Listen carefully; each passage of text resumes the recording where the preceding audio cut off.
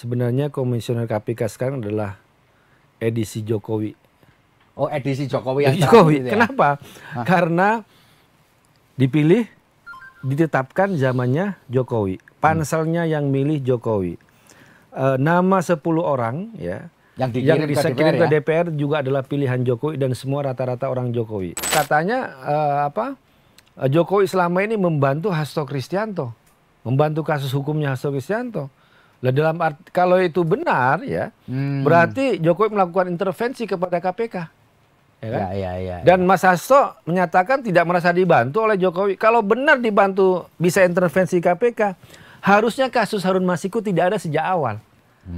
Dibantu dalam arti apa nih? Dibantu dalam arti digoreng-goreng kasus Harun Masiku untuk Sekjen PDI Perjuangan. Atau dipakai untuk intimidasi setiap bicara keras terhadap Jokowi akan ditersangkakan dengan kasus Harun Masiku. Tadi Bung Guntur Romli kan mengatakan bahwa grassroots dan para kader menginginkan Bu Mega tetap jadi ketua umum.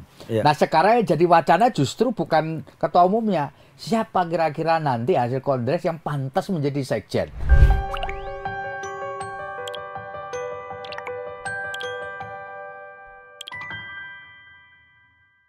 Assalamualaikum warahmatullahi wabarakatuh. Salam damai sejahtera buat kita semua. Bertemu dengan saya Feby Mahendra Putra, Direktur Pemberitaan Tribun Network. Tribuners, memasuki tahun 2025, jagat pemberitaan diwarnai oleh isu seputar PDI Perjuangan. Mengapa? Karena pada akhir 2024, Komisi Pemberantasan Korupsi mendadak sontak menetapkan Sekjen PDI Perjuangan Hasto Kristianto sebagai tersangka kasus suap yang melibatkan seorang buron namanya Harun Masiku. Dan kemudian kemarin pada hari Senin, Pak Hasto Kristianto untuk pertama kalinya diperiksa sebagai tersangka di KPK dan muncul isu bahwa beliau akan ditangkap. Dan pada saat yang bersamaan juga ada peringatan hari ulang tahun ke-52 PDI Perjuangan dan Ketua Umum PDI Perjuangan Bu Megawati Soekarno Putri menyentil-nyentil soal itu, dan yang paling penting beliau menyebutkan bahwa ada pihak yang ingin menggoyang posisi beliau sebagai Ketua Umum DPP PDI Perjuangan. Dan untuk ngobrolin hal itu, saya telah bersama dengan juru bicara Partai Demokrasi Indonesia Perjuangan. Beliau adalah Bung Guntur Romli. Ini menarik, ini kita bahas satu persatu apa sebenarnya yang terjadi sehingga di awal tahun 2025 ini PDI Perjuangan menjadi objek pemberitaan. Assalamualaikum Bung. Waalaikumsalam. Mas Feby atau Bung Feby nih? Sama-sama Bung aja. Bung. Bung Feby, ya siap. Ini ya, Bung. Mas Hasto ini menjadi tersangka. Berbeda dengan kader PDI yang lain yang telah jadi tersangka. Ini seolah-olah kasusnya Mas Hasto ini merupakan kasus institusi, kasus organisasi. Betul. Ya, banyak orang mengatakan kasus ini kan kasus pribadinya Mas Hasto. Kenapa tiba-tiba PDI Perjuangan menjadikan ini sebagai kasus organisasi? Apa karena beliau jadi sekjen atau bagaimana? Bisa dielaborasi, Bung Guntur Romli. Silakan, Bung. Terima kasih, Bung Feby. Namun sebelum itu, saya lihat Bung Feby ini fasih sekali menyebut PDI Perjuangan, Partai Demokrasi Indonesia Perjuangan. Biasanya kan orang menyingkat-nyingkat menjadi PDIP. Tapi Bung Feby ini PDI Perjuangan. Kesan pertama. Kemudian untuk menjawab tadi pertanyaan terkait dengan petersangkaan kepada Sekjen PDI Perjuangan, Mas Hasto Kristianto, kenapa ini menjadi masalah institusi? Karena yang membuat masalah, kami sebut ini adalah kasus politik, menjadi masalah institusi karena KPK. Oh gitu. Jadi kalau kita menyimak kembali rilis yang dibacakan oleh Ketua KPK pada tanggal 24 Desember, satu hari sebelum Natal, dan dalam suasana itu Mas Hasto yang harusnya misa ke gereja, misa malam Natal, akhirnya tidak terjadi karena pengumuman itu. Kalau kita menyimak bahwa Mas Hasto ditersangkakan oleh KPK selaku Sekjen PDI Perjuangan. Bukan sebagai pribadi. Kemudian kalau kita menyimak lagi yang disebut dengan bukti-bukti yang disampaikan oleh KPK, kenapa Mas Hasto ditersangkakan? Karena tugas-tugas kesekjenan. Yang meskipun bagi kami itu nggak terkait dengan masalah suap, tapi Ketua KPK menyebut sebagai bukti. Apa misalnya? menempatkan caleg Harun Masiku yang orang Toraja, orang Sulawesi Selatan menjadi caleg Sumatera Selatan. Itu disebut dengan bukti yang pertama. Padahal nggak ada hubungan dengan kasus suap. Tapi nggak tahu kenapa Ketua KPK menyebut itu sebagai bukti. Tugas Sekjen adalah menjalankan rapat yang ada di Dewan Pimpinan Pusat PDI Perjuangan. Pencalekan bukan hak prerogatif Sekjen. Sekjen hanya menjalankan keputusan rapat DPP. Dan menempatkan Harun Masiku itu juga adalah keputusan partai, bukan keputusan Sekjen. Pribadi. Tidak, bukan pribadi. Dan juga apa masalah di situ? Kalau orang Toraja dari caleg di Sumatera Selatan, ya kan? Adian Napitupulu orang Batak jadi caleg di Bogor. Nggak ada masalah. Partai lain nggak ada masalah. Fadlizon orang Minang, Sumatera Barat, caleg di Bogor. Deddy Sitorus orang Batak jadi caleg di Kaltara. Biasa saja. Kan? Tapi kenapa itu kok disebut sebagai bukti? Nah ini yang kita sebut bahwa ini sudah menyerempet, menyerang institusi partai. Sekjen PDI Perjuangan yang ditersangkakan bukan Hasto Kristianto sebagai pribadi. Kemudian yang kedua yang disebut dengan bukti oleh Ketua KPK adalah persoalan PAW. PAW lagi-lagi bukan tugas pribadi Hasto Kristianto, tapi lagi-lagi menjalankan dia sebagai sekjen mengikuti rapat dari DPP keputusan partai lah ya. Partai. Caleg PAW adalah keputusan partai ya. Yang kemudian tentu saja diresmikan, ngirim surat ke KPU dan sebagainya tentu saja adalah ketua umum dan sekjen ya. Tapi semuanya berdasarkan hasil rapat. Tapi kami tidak tahu kenapa kok Ketua KPK mengaitkan masalah pencalekan, masalah PAW dengan yang disebut bukti kasus suap. Jadi kami melihat bahwa ini adalah kasus politik. Yang diserang adalah institusi partai, dan kalau ditanya kenapa seperti itu, kenapa ya KPK sendiri yang membuat framing ini menjadi masalah Sekjen PDI Perjuangan, menjadi masalah partai PDI Perjuangan. Kalau kita menyimak rilis dari Ketua KPK, nah itu ya dasarnya Ketua KPK sendiri yang mengarahkan KPK sendiri gitu. Nah karena itu tentu saja PDI Perjuangan juga menyatakan sikap yang tegas bahwa ini adalah kriminalisasi terhadap sekjen kami, bahwa dari segala tersangkaan ya tuduhan kepada Mas Hasto Kristianto sebenarnya itu kan bertentangan dengan putusan pengadilan yang sudah berkekuatan hukum yang tetap inkrah ya.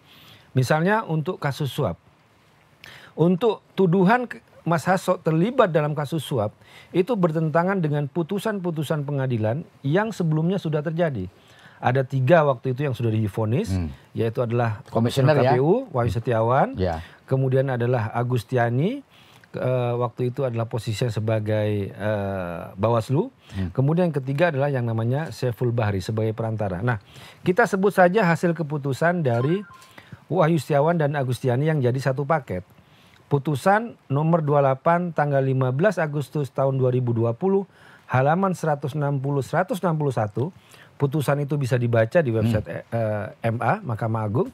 Dinyatakan bahwa kasus penyuapan yaitu antara Harun Masiku dengan Wahyu Setiawan, uangnya juga dari Harun Masiku, tidak ada yang namanya uang dari Hasto Kristianto. Ini putusan pengadilan. Yang sudah berkekuatan tetap. Kemudian ada banding, kemudian sampai kasasi tetap tidak ada perubahan sama sekali di situ. Artinya apa? Dari keputusan ini saja sudah membuktikan bahwa Hasto Kristianto tidak pernah terlibat dalam kasus penyuapan Harun Masiku kepada Wahyu Setiawan. Dan kalau mau bicara soal hukum lagi, ini kan kasus pribadinya Harun Masiku. Bahwa benar Harun Masiku caleg PDI Perjuangan, bahwa benar Harun Masiku mendapatkan PAW. Tapi kalau ada kasus suap, kasus pribadi dong. Bukan dia sebagai caleg atau orang yang mendapatkan PAW.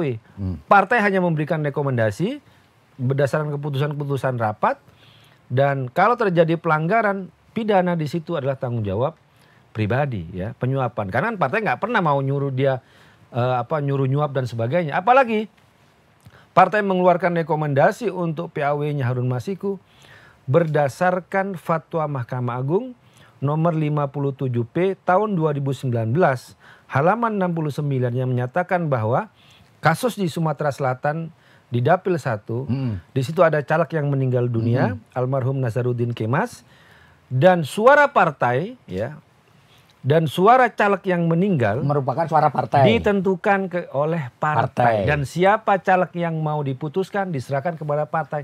Itu bunyi putusan Mahkamah Agung ya sebutkan tadi. Ya. Jadi sebenarnya Harun Masiku sudah kuat. Dapat rekomendasi dari partai, PAW-nya, dapat fatwa Mahkamah Agung, dapat. Harusnya dia lolos. Tapi kemudian dimintain uang ya oleh oknum KPU pada waktu itu. Kalau saya jadi Harun Masiku saat itu, harusnya melaporkan ini kasus pemerasan. Dia sudah lengkap, dapat dari partai, dapat dari Mahkamah Agung, apalagi yang mau diminta. Sementara kasus PAW waktu itu kan tidak hanya Harun Masiku. Ada Maria Lestari juga dari Kalimantan yang juga lolos. Partai lain juga ada namanya Mulan Jamila yang melompati 2 caleg di atasnya. Dan itu diloloskan oleh KPU. Tapi kenapa kok Harun Masiku tidak diloloskan padahal sudah ada fatwa Mahkamah Agung. Dan rekomendasi partai. Rekomendasi partai. Nah, waktu itu kesalahan Harun Masiku adalah dia memberikan uang dan terjadilah yang namanya penyuapan itu. Harusnya dia melaporkan ini adalah kasus pemerasan. Ya, karena kan yang saya sebut dokumen semuanya sudah lengkap. Tapi terjadilah kasus pidana itu suap dan sudah ada putusan hukum yang tetap. Dan dalam keputusan baik yang namanya kepada Wahyu Setiawan, kepada Agustiani, kepada Sohul Bahri yang semuanya sudah divonis, sudah menjalani hukuman dan semuanya sudah dibebaskan. Kayaknya ada kasus yang sudah 5 tahun yang lalu. Di situ Hasto Kristianto tidak terlibat dalam penyuapan. Tidak benar kalau ada uang dari Hasto Kristianto. Tidak benar kalau Hasto Kristianto menyuruh penyuapan, tidak benar. Karena tidak ada motif. Apa motif dia sebagai sekjen? Mau ikut nyuap. Kalau Harun Masiku jadi ya Harun Masiku yang untung, dia kan tidak untung, bukan untuk dirinya, tidak ada motif pribadi di situ. Nah, itu. Kemudian yang kedua Bung Feby itu kan sangkaan yang pertama terlibat dalam kasus suap. Sangkaan yang kedua adalah menghalang-halangi penyidikan atau obstruction of justice ya. Dengan cerita yang macam-macam yang kita sering dengar di media sosial dan juga termasuk di media. Termasuk katanya Mas Hasto memerintahkan Harun Masiku itu lari, kemudian disuruh untuk menenggelamkan HP dan sebagainya. Kembali lagi menurut saya kepada putusan pengadilan yang sudah berkekuatan hukum tetap, tidak ada cerita-cerita asumsi-asumsi spekulasi itu. Kalau kita mau pakai nalar yang sehat, kalau ada cerita-cerita itu harusnya muncul di persidangan sebagai fakta persidangan. Dari kesaksiannya siapa? Dari BAP-nya siapa? Harusnya muncul di persidangan. Di situ tidak ada. Nah, maka bagi kami kalau kita kembali kepada kasus hukum, kasus ini yang disebut dengan kuasa hukum mengatakan pemidanaan yang dipaksakan. Atau kita sebut dalam publik lebih kenal kriminalisasi atau politisasi. Karena ini bukan kasus hukum ya, tapi lebih kepada kasus politik yang menjadikan kasus hukum sebagai kedok belakang. Nah, gitu. Nah, banyak orang bertanya menurut Bung Guntur Romli yang berkepentingan siapa? Kalau orang Jawa bilang lagi, siapa yang berkepentingan? Kan kira-kira gitu kan. Ya. Menurut saya begini, Bung Feby. Jadi yang Sekjen PDI Perjuangan, Mas Hasto Kristianto ini kan dikenal orang yang sangat vokal, yang sangat kritis, yang sangat keras. Vokal kepada siapa dulu nih? Kepada Joko Widodo dan keluarganya. Kan? Terkait misalnya masalah penyalahgunaan kewenangan, ya, kemudian otak-atik konstitusi, ya, soal Mahkamah Konstitusi waktu itu, kemudian juga soal misalnya terkait dugaan korupsi, kolusi keluarganya Jokowi dan sebagainya. Dan dalam setahun belakangan ini, Bung Feby, Mas Hasto selalu diancam dengan kasus Harun Masiku. Setiap berbicara keras, setiap berbicara lantang soal Jokowi dan keluarganya, anak dan menantunya, selalu datang pesan dari nada yang lembut sampai tingkat intimidasi, kamu akan ditersangkakan dengan kasus Harun Masiku. Kalau boleh saya tahu, Mas, jadi sang pembawa pesan ini siapa? Ya, macam-macam. Macam-macam. Dari temannya sendiri yang mungkin ada yang menyampaikan temannya, atau yang kita misalnya muncul minggu yang lalu di Bocor Alus Tempo itu kan jelas ada bintang 2 dari Tapi itu polisi. betul ya? Betul, itu Apa betul. yang disampaikan di betul, itu betul ya, Mas? itu betul, itu betul. Jadi, itu yang terakhir, itu yang paling terakhir kan. Sebelumnya kan macam-macam, sampai juga termasuk juga Ibu Koni.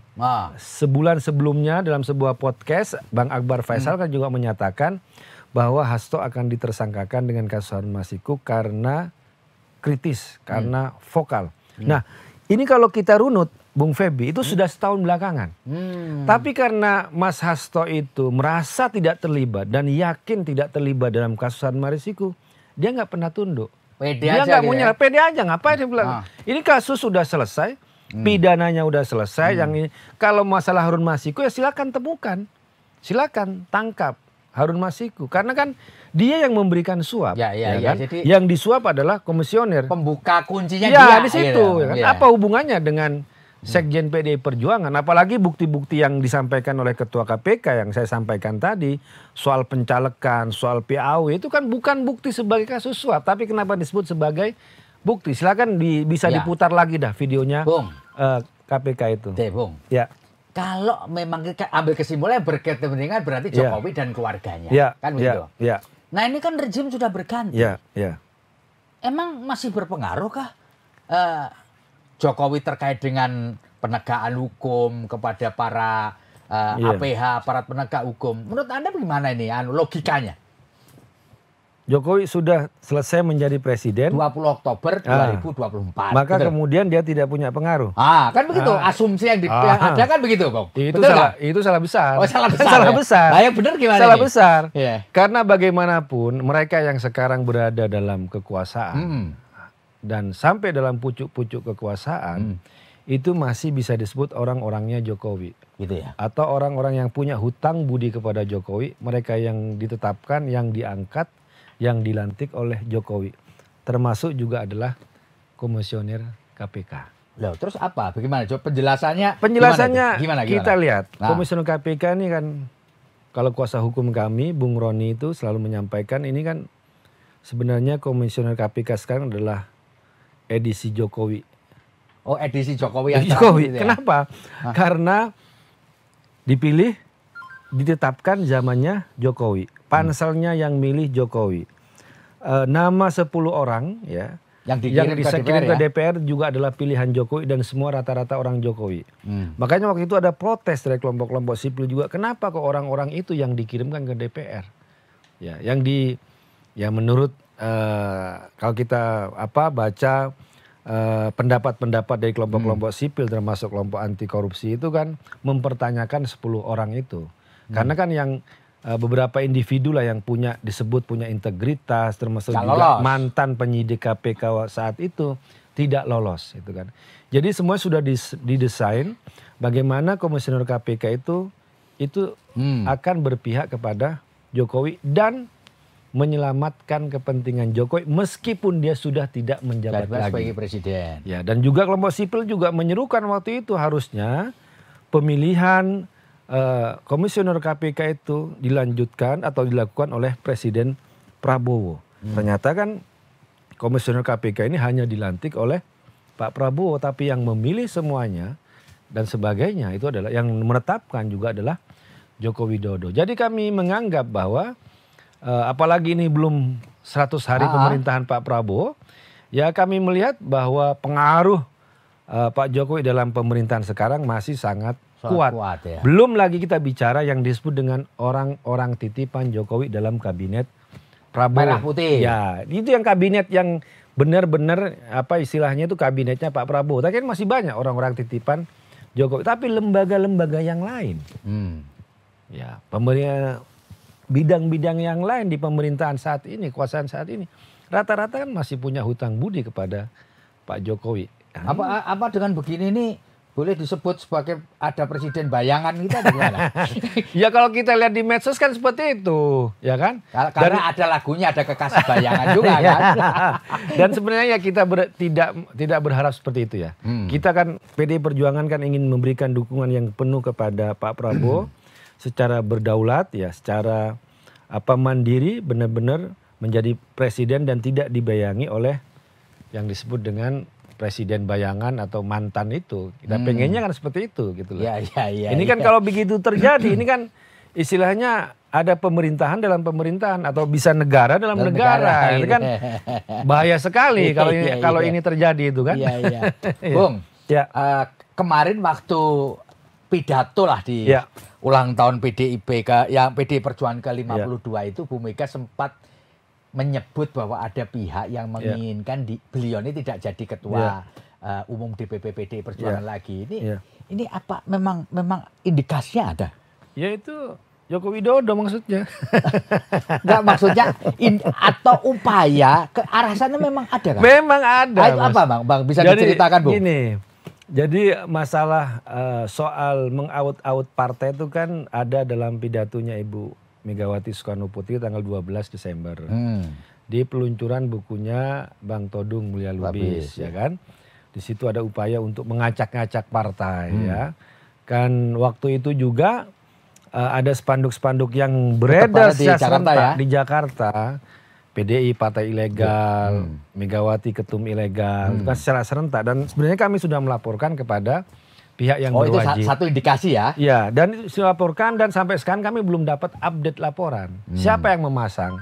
Ya, gerombolan mana? Padahal kan untuk melacak hal itu mudah. CCTV ada di mana-mana. Teroris aja bisa diungkap ya, sampai yang hal-hal pembunuhan berencana yang menghilangkan bukti bisa diungkap, masa pasang spanduk nggak bisa diungkap. Artinya apa? Kami menduga di situ pemasangan spanduk-spanduk itu ada backing kekuasaan atau orang yang punya pengaruh lah ya, sehingga sampai saat ini kami belum mendapatkan update karena informasi soal pemasangan itu sudah dilaporkan, informasinya sudah nyampe kepada Kapolri. Masa Kapolri nggak ada update lagi sih soal kasus ini kan? Ini kan sederhana ya kan? Artinya apa? Bahwa kami melihat ini ada desain yang besar ya untuk memang mengganggu PDI Perjuangan. Apalagi kalau kita melihat wacana-wacana bukan wacana lagi ya, tapi pernyataan-pernyataan publik ya. Bagaimana Jokowi adalah sosok yang sangat haus kekuasaan ya. Ingin 3 periode atau ingin memperpanjang masa jabatan yang waktu itu dia mengelak. Cuma saya bilang itu ketawain tuh dari publik. Kenapa soal permintaan 3 periode itu muncul dari orang-orang dekat dia? Ya, waktu itu ada Erlangga Hartarto, ada Muhaimin Iskandar, ada Zulkifli Hasan ya, ada Bahlil, ada LBP ya kan. Terus dia bilang yang ngomong gitu kayak menampar saya atau menjerumuskan saya itu kan.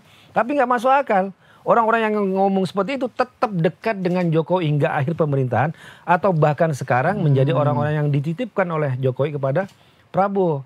Kalau secara logis, kalau ada orang nampar jerumuskan nggak dipakai, tendang dong, gitu. Kasih sanksi dong. Ternyata kan enggak. Artinya apa? Ya bisa jadi orang-orang sekitar dia ada yang minta siapa? Ya dirinya sendiri yang minta, Jokowi sendiri gitu loh. Publik bisa mengatakan seperti itu. Karena kalau benar-benar marah dengan permintaan itu harusnya ya dikasih sanksi atau nggak dipakai lagi. Ya enggak, sampai sekarang tetap dekat, tetap menjadi orang-orangnya Jokowi hingga saat ini. Nah, dalam hal haus kekuasaan itu ya mungkin sudah gagal untuk memperpanjang jabatan atau 3 periode. Kemudian dia mulai skenario untuk memasang anak menantunya di partai mana ya. Disitulah hanya tinggal PDI Perjuangan yang tidak bisa diatur. Nah, mengenai ini, Bung, kan belakangan kan muncul statement dari mantan kader PDI Perjuangan yang namanya Effendi Simbolon untuk minta. Itu apakah rangkaian dari ini atau gimana? Terima kasih. Gimana itu? Itu muncul setelah pertemuan Effendi Simbolon dengan Jokowi di Solo. Jadi ada pertemuan antara Effendi Simbolon dengan Jokowi di Solo. Terus tiba-tiba habis itu Effendi Simbolon meminta Ibu Ketua Umum, Ibu Megawati Soekarno Putri mundur dari jabatannya karena Sekjen PDI Perjuangan menjadi tersangka. Nah kami lihat, itu makin ketemu benang merahnya itu. Gitu ya. Apalagi disebutkan di situ bahwa katanya Jokowi selama ini membantu Hasto Kristianto, membantu kasus hukumnya Hasto Kristianto. Kalau itu benar ya, berarti Jokowi melakukan intervensi kepada KPK. Ya kan? Dan Mas Hasto menyatakan tidak merasa dibantu oleh Jokowi. Kalau benar dibantu bisa intervensi KPK, harusnya kasus Harun Masiku tidak ada sejak awal.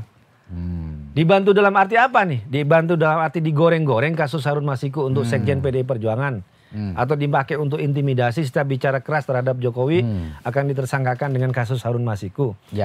Kembali ke ucapan Effendi Simbolon, kami makin yakin bahwa petersangkaan terhadap Sekjen PDI Perjuangan adalah kasus politik untuk masuk menyerang kepada PDI Perjuangan menggunakan kasus hukum atau membenturkan KPK dengan PDI Perjuangan. Makanya kami curiga siapa yang menulis narasi yang dibacakan ke ketua KPK itu. Kenapa kok selaku Sekjen PDI Perjuangan, tugas kesekjenan yang dipakai. Seolah-olah ini dibenturkan nih PDI Perjuangan dengan KPK. Mengambil alih dari dalam PDI Perjuangan tidak bisa karena sudah dipecat. Karena kami mendapatkan informasi akan melakukan konsolidasi internal, ya, kemudian diputus di situ dipecat, akhirnya menggunakan lembaga negara lain mengadu antara KPK dengan PDI Perjuangan dengan mentersangkakan Sekjen PDI Perjuangan dalam kasus Harun Masiku. Itu Mas. Kebetulan ya pada ke depan ini tahun inilah pokoknya. Ini kan PDI Perjuangan kan harus menggelar kongres nih, ya kan. Nah, saya kepingin dapat elaborasi dari Bung Gontor Romli. Apakah ini juga ada korelasinya dengan masanya PDI Perjuangan untuk menggelar kongres, Bang? Iya, tentu saja pelemahan Partai Demokrasi Indonesia Perjuangan itu arah ujung-ujungnya memang mau ke kongres. Ya kami masih membaca ini skenario apa yang mau dilakukan. Apakah seperti 96 itu kan? Ya kayak zamannya Orde Baru, zaman Suryati sama gitu betul. Udah tuli ya. Atau kasus kayak pohon beringin ya kan? Yang dibonsai tukang kayu menggunakan sprindik ya kan sudah terkenal kan kasus ini kan. Ini kami membaca tapi ujung-ujungnya itu sudah terdeteksi gitu. Iya, terdeteksi. Jadi kami lihat ada beberapa skenario yang mau dilakukan. Kalau kayak sekarang ini kan menggunakan kasus hukum kan persis Partai Beringin yang dibonsai oleh tukang kayu itu kan dengan sprindik. Nah, kita harus waspada. Tapi pada ujung-ujungnya ini kan kami melihat gangguan-gangguan itu pada akhirnya menuju kongres. Tetapi kami ingin nyatakan bahwa akan sia-sia gangguan terhadap PDI Perjuangan, terhadap Ibu Ketua Umum Megawati Soekarno Putri. Karena soal kepemimpinan itu sudah tidak ada perbedaan. Rakernas kelima PDI Perjuangan tahun 2024 bulan Mei, rekomendasinya adalah sepakat dari pandangan DPD waktu itu ingin meminta kembali, memohon Ibu Ketua Umum, Ibu Megawati Soekarno Putri menjadi Ketua Umum kembali. Kemudian suara-suara dari tingkat level paling bawah. Sekarang kan ada gerakan yang organik dari DPC, tingkat kabupaten dan kota, kesetiaan kepada Ibu Megawati Soekarno Putri sekaligus juga cap jempol darah. Karena kan melihat ini memang ada upaya perkembangan dinamika yang ada di bawah itu kan. Dan itu ya benar-benar kader ngerti sendirilah. Anggota simpatisan partai kan mengerti sendiri. Ini kasus politik atau kasus hukum kan ngerti sendiri. Ini kasus sudah 5 tahun ya kan. Tersangka utamanya katakanlah masih buron ya kan. Kemudian yang terlibat sudah dihukum, sudah dimasuk penjara, sudah dibebaskan. Fakta pengadilan sudah ada semuanya dan sebagainya. Tapi kenapa kok dipakai untuk menyerang partai? Kan sadar ini kan. Berarti ini gangguan benar-benar kepada partai. Ingatlah Sekjen PDI Perjuangan adalah orang nomor 2 di partai. Nah, kan kita ngeliat serangan-serangan ini ya mungkin kalau langsung kepada Ibu Ketua Umum itu tidak bisa atau tidak berani. Ya sudah ke Sekjen lah kira-kira. Sekjen dulu deh digarap.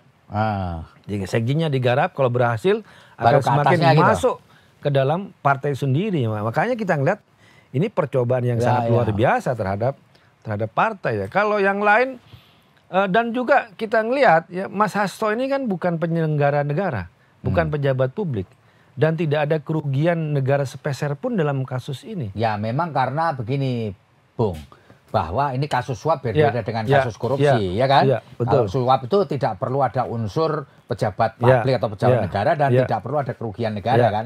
Memang itu supaya ini kita duduk lah ya, udah clear gitu ya. Tapi ingin saya katakan bahwa ketika Mas Hasto bukan pejabat negara, pejabat publik, harusnya dia tidak ditarget. Yang ditarget yang makan duit negara dong. Ini murni Hasto Kristianto selama 10 tahun pemerintahan Jokowi tidak pernah menikmati kekuasaan Jokowi. ditawari menteri nggak mau, ditawari jabatan tidak mau. Kenapa? Karena sadar Mas Hasto itu, kalau dia nerima yang namanya jabatan itu, partainya akan disandra. Terkunci. Ya? Terkunci, dia ngerti benar itu kan. Makanya dia nggak mau ditawarin itu. Tapi ternyata dicari-carilah kasus ya.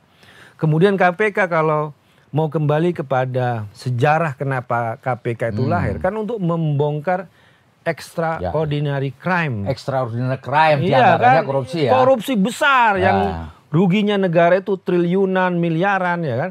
Dan kita melihat dalam kasus-kasus besar yang lain, seperti yang disampaikan oleh almarhum Faisal Basri, ada dugaan penyelundupan biji nikel ke China yang ratusan triliun kerugian negara di situ.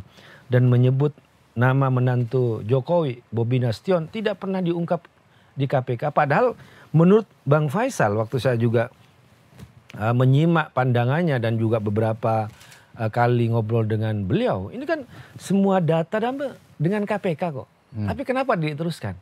Atau misalnya soal izin tambang ya, yang disebut dengan Blok Medan, ada nama Kahiyang disebut, Bobi Nasution disebut, atau laporan Ubaidillah Badrun terkait dengan dugaan korupsi kolusi anak-anak Jokowi, Gibran, Kaisang, yang kata Ubaidillah Badrun sudah 5 kali ke KPK melaporkan hal tersebut tapi tidak ada tindak lanjut. Tidak jalan ya. Jadi inilah kejahatan-kejahatan korupsi yang besar-besar ini yang harusnya menjadi prioritas dari KPK untuk mengungkap. Tapi kok kenapa baru 3 hari dilantik oleh Pak Prabowo, oleh Presiden Prabowo, tiba-tiba kasus pertama yang ditandatangani, yang ditersangkakan adalah kasus 5 tahun yang lalu. Ya, mau 5 tahun lah kalau tanggal 24 Desember. Dan kasusnya Hasto Kristianto. Ini kan pertanyaan publik.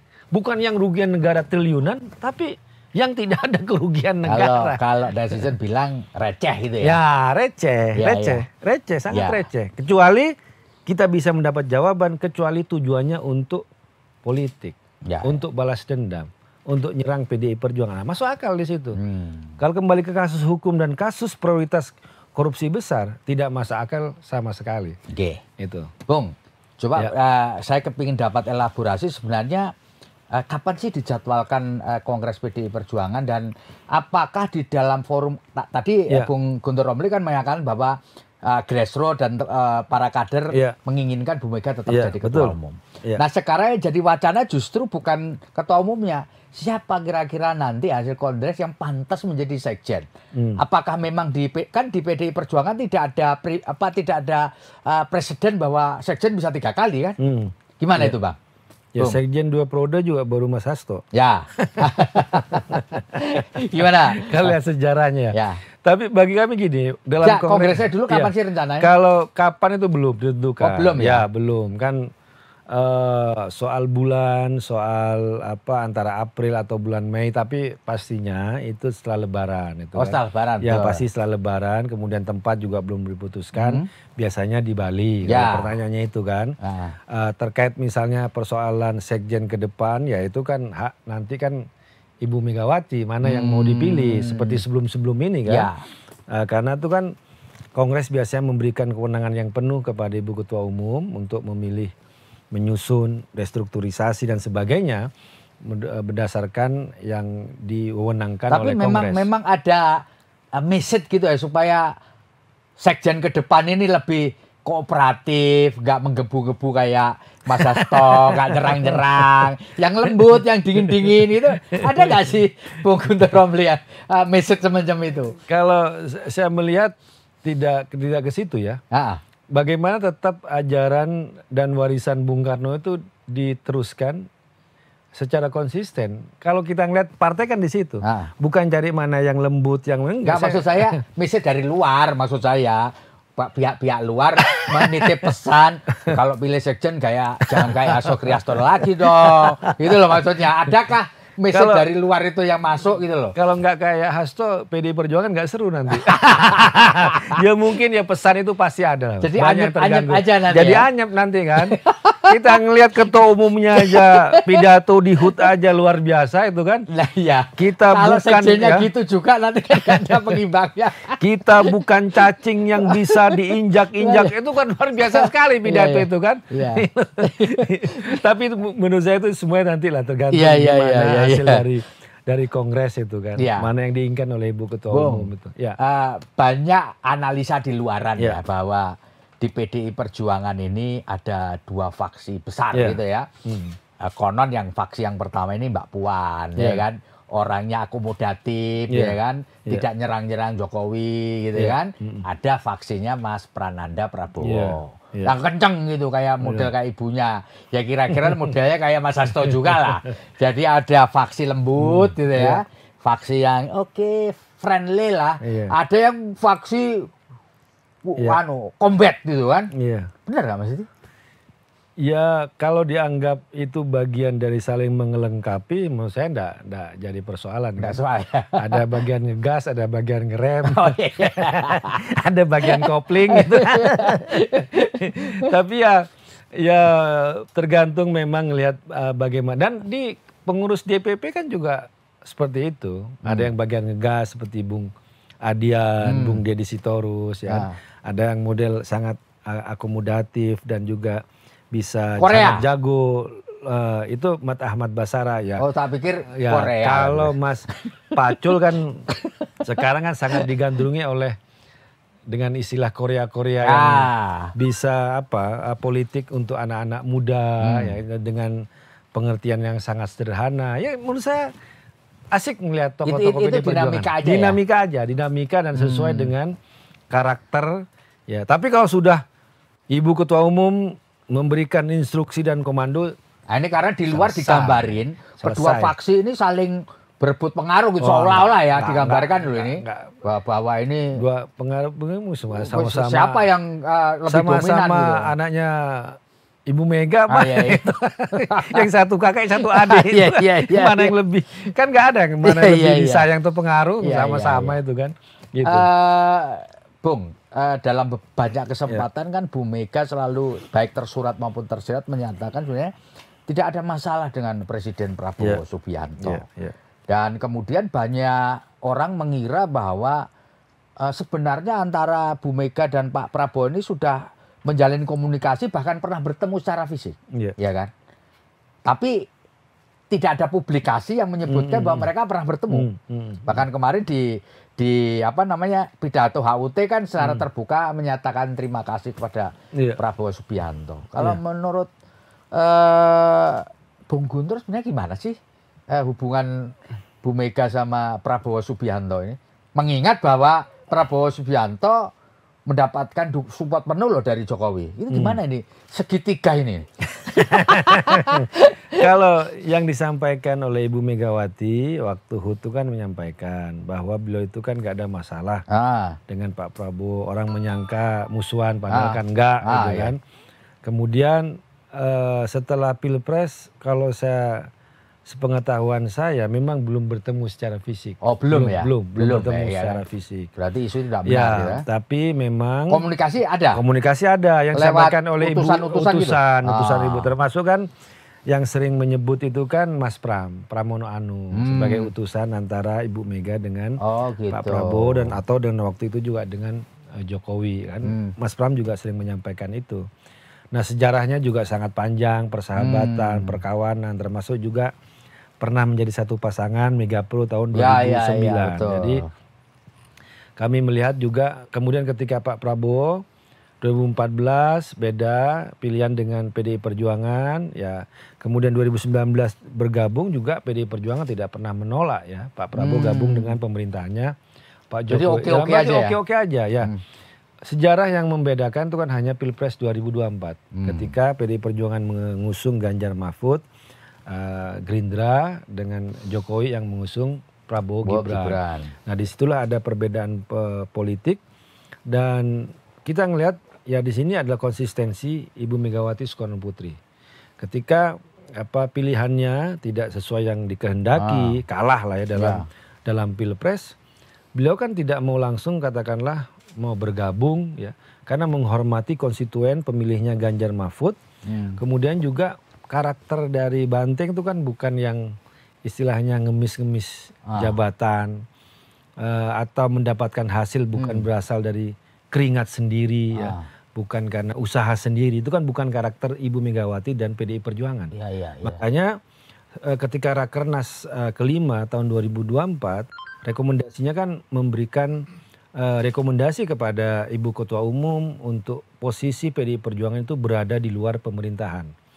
Untuk menjadi kekuatan penyeimbang, check and balances dalam demokrasi. Tapi disampaikan juga oleh Ibu Ketua Umum, karena sistem negara kita adalah presidensial, bukan parlementer, artinya tidak ada istilah oposisi dan koalisi. Meskipun PDI Perjuangan di luar pemerintahan tidak bisa disebut dengan oposisi. Dan kami pun juga tidak mau menjadi yang namanya koalisi. Karena nggak, sistemnya beda. Yang satu parlemen, yang satu presidensial kan. Karena itu PDI Perjuangan hingga saat ini masih konsisten berada di luar pemerintahan Pak Prabowo. Tetapi hubungannya tetap istilahnya baik. Kalau dalam program-program kerakyatan itu akan didukung oleh PDI Perjuangan, ya mungkin istilah Mas Pramono Anung kan menjadi mitra strategis. Meskipun dia berada di luar kan berbeda. Ini kan berbeda identitas ya kan. Karena misalnya bagaimanapun ya parlemen masih diketuai oleh Mbak Puan yang kader PDI Perjuangan. Ketua banggarnya juga Pak Said Abdullah kader PDI Perjuangan.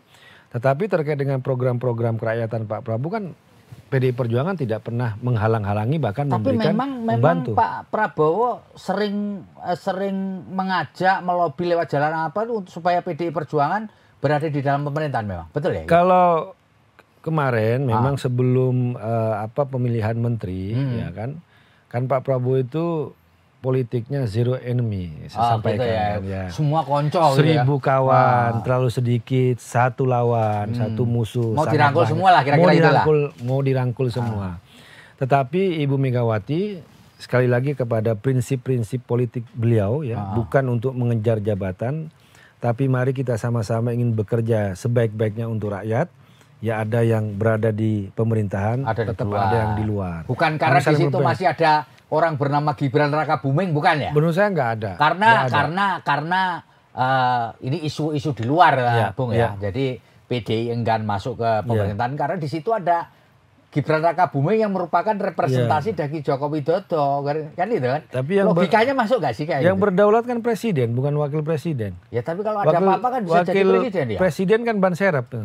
Iya, tapi kan kalau ada apa-apa maksudnya gimana ya? Kalau ada apa-apa kan keadaan yang darurat, presiden tidak bisa melaksanakan tugasnya secara penuh kan. Wah, pres yang maju. Kayak Pak Harto dulu loh ya kan.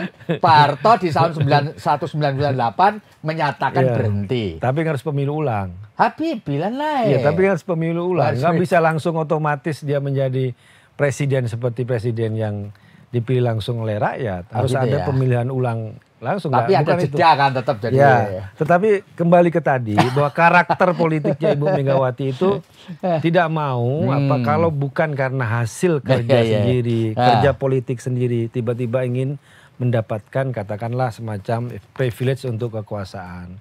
Lebih baik beliau tetap konsisten di luar ya kan, melakukan fungsi kontrol, melakukan kekuatan penyeimbang.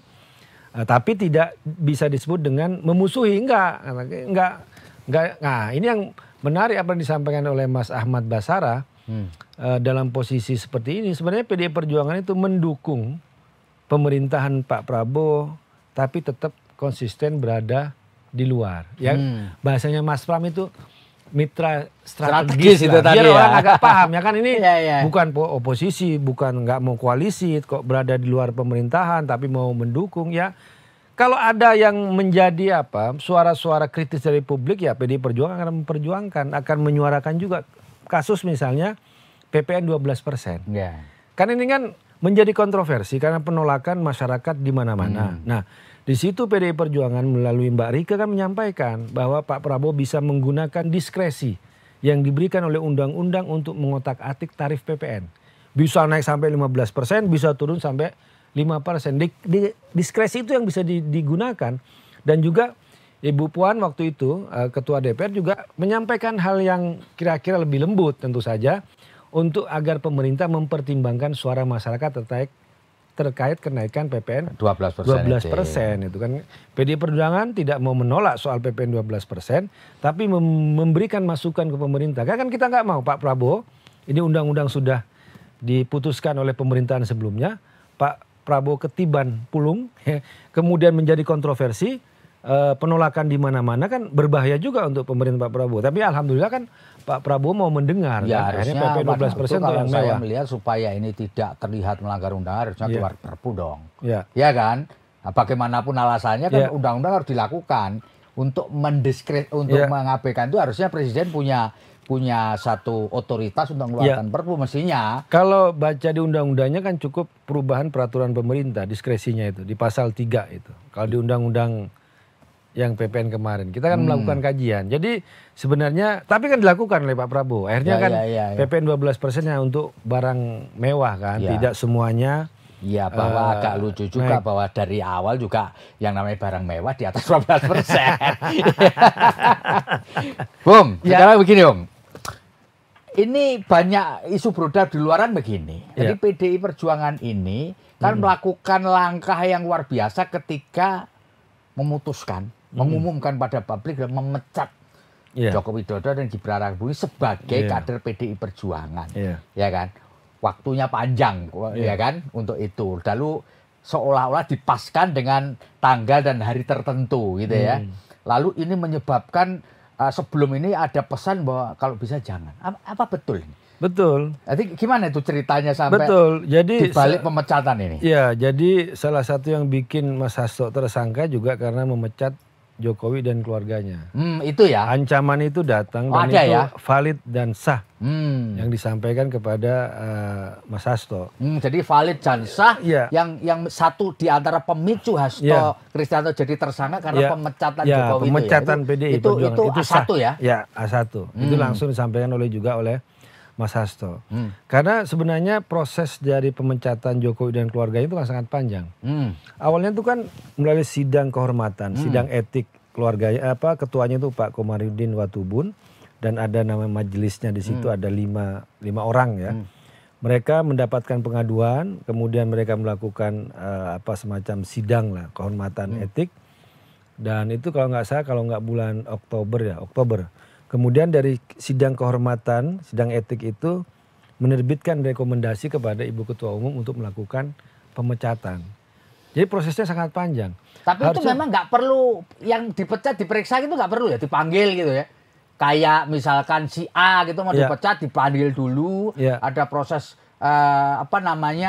ditanya-tanya lah diperiksa gitu, terus kemudian dipecat itu nggak perlu begitu ya? Saya kira proses itu ada. Oh ada. Proses itu ada. Kalau saya ngelihat anggota yang lain itu harus ada klarifikasi. Klarifikasi. Kalau khusus untuk Joko Widodo sama saya nggak tahu kalau mekanisme untuk Jokowi itu karena waktu itu kan masih jadi presiden kan. Gimana mau meriksa presiden itu kan. Tapi kan akhirnya keluar keputusan pemecatan itu kan tanggal 4 Desember. 4 itu kan simbol dari kursi yang terbalik.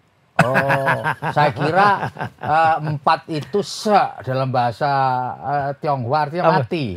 Mati ya. Makanya kan di gedung bertingkat kalau dilihat nggak ada angka 4 kan? Ada angka 4 ya. Iya kan? Gitu ya. Jadi itu kursi terbalik ya. Memang simbolnya betul gitu ya? Iya. Waduh. Tapi kan diumumkan tanggal 16 ya, 16 Desember diumumkan secara resmi. Tapi suratnya diteken dan itu sudah tanggal 4 Desember ya. Tapi pemilihan tanggal 16 juga ada maknanya? Enggak sih. 1 tambah 6, 7 itu bahasa Jawa pitulungan nggak gitu ya? Dan sebenarnya ya, kalau ya anggota atau kader PDI Perjuangan itu tahu malu ya, ketika berbeda sikap dengan ketua umum, dengan partai, harusnya kan dia keluar. Marwara Sirait membalikan KTA, gentleman gitu ya gentleman. Tapi kayaknya Jokowi nggak punya malu, akhirnya dipecat. Dia dan keluarganya harus dipecat. Kalau secara sadar kayak saya dengan partai saya sebelumnya ya, saya merasa beda pandangan, mundur, saya balikin. Gentleman aja. Ya, gentleman aja gitu kan. Tapi ya mungkin dia pengen nantang, berani nggak ini partai mecat saya? Gitu kan? Ya? Mungkin gitu kan. Antara nggak tahu malu atau ingin menantang. Iya. Ya, pecat aja kan. Apalagi di situ sudah ada indikasi untuk melakukan konsolidasi internal yang bisa mengancam keutuhan partai, menyebarkan virus-virus perpecahan dan pengkhianatan itu kan. Kalau sekarang kan udah nggak abu-abu, udah jelas hitam putihnya ada gitu kan. Bang, gitu. ini pertanyaan terakhir nih, Bung. Ya. Apakah mungkin dalam masa pemerintahan Pak Prabowo Gibran ini pada suatu titik mungkin nggak kira-kira menurut Bung ini PDI Perjuangan itu masuk ke pemerintahan, mungkin nggak dalam perjalanan ini? Ya, kalau sampai sekarang kan enggak kan? Gitu. Dalam perjalanan nanti menurut perkiraan Bung itu mungkin nggak? Kalau segala kemungkinan itu kan pasti ada. Dan biasanya gini Bung. Jadi jawaban itu sebenarnya semua dikembalikan kepada kebijakan partai. Untuk kebijakan strategis ya, perubahan politik mau di dalam pemerintahan atau di luar, biasanya itu diputuskan dalam kongres. Karena ada di situ kan putusan strategis, putuskan dalam adik-adik partai itu ada. Meskipun juga Ibu Ketua Umum juga diberikan kewenangan untuk mengubah.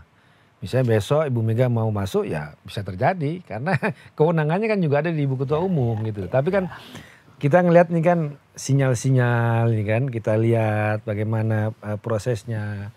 Ya tapi jadi itu dinamis gitu ya, kira-kira gitu ya. Tapi menurut kami kan apa yang menjadi pertanyaan posisinya PDI Perjuangan? Ya kami berada di luar pemerintahan Pak Prabowo, tapi kami tidak mau memusuhi. Kan sudah bagus kan? Buat pemerintahan Pak Prabowo. Dan ya apa yang disampaikan oleh senior saya itu, Mas Ahmad Basarah, menyatakan bahwa meskipun PDI Perjuangan berada di luar pemerintahan, tapi sikapnya tidak akan sama seperti di luar pemerintahan Pak SBY. 2004 sampai 2014 yang sangat tidak sama vokal, yang sangat kritis. Tidak karena perbedaan hubungan antara Ibu Mega dengan Pak Prabowo, Ibu Mega dengan Pak SBY. Itulah yang sangat berpengaruh dengan karakter berpolitiknya PDI Perjuangan saat ini. Itulah Bung Febi. Mantap. Baik, Bung Guntur Romli luar biasa ya. Jadi sedikit banyak kita mulai tahulah arah politik dan sikap politik dan situasi batin terutama dari PDI Perjuangan ini terkait dengan situasi politik terkini. Demikian saya Febi Mahendra Putra pamit undur diri. Terima kasih Mas. Terima kasih atas ngobrol kita. Assalamualaikum warahmatullahi wabarakatuh. Salam damai sejahtera buat kita semua. Tetaplah bahagia.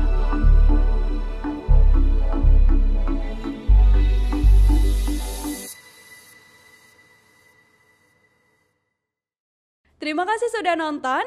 Jangan lupa like, subscribe, dan share ya.